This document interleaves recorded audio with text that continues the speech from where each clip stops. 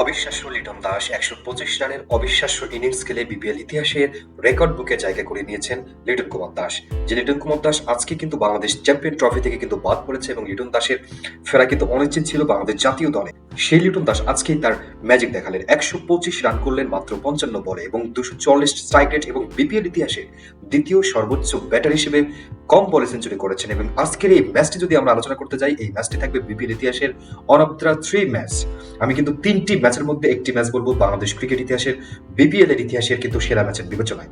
আজকের ম্যাচে ৩টি রেকর্ড কিন্তু হয়েছে। আমি ৩টি রেকর্ড নিয়ে যদি বলি, এই ম্যাচে প্রথম উইকেট পার্টনারশিপ ২৫৪ রানের অসাধারণ, যেটি কিন্তু এখনো পর্যন্ত বিপিএল এর ক্রিকেট ইতিহাসে সর্বোচ্চ রানের পার্টনারশিপ।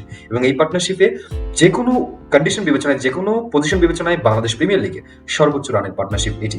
দ্বিতীয়ত, এই ম্যাচে একাধিক ওপেনার অর্থাৎ দুইজন ওপেনারই সেঞ্চুরি করেছেন।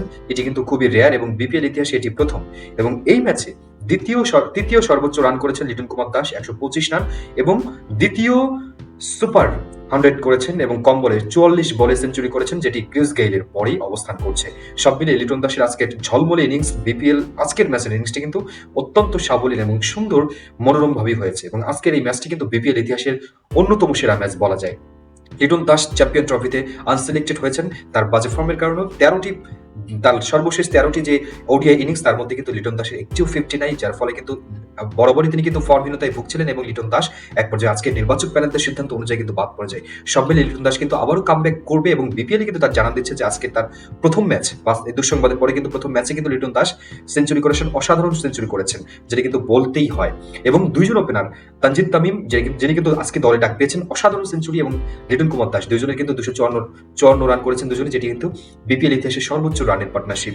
আজকের এই ম্যাচ অনেক ঘটনার সাক্ষী এবং সব মিলিয়ে বাংলাদেশ প্রিমিয়ার লিগ ছাড়িয়ে লিটন দাস আবার দলে জায়গা করে নিক, কারণ ১২ই ফেব্রুয়ারি অর্থাৎ এখনো ১ মাস রয়েছে।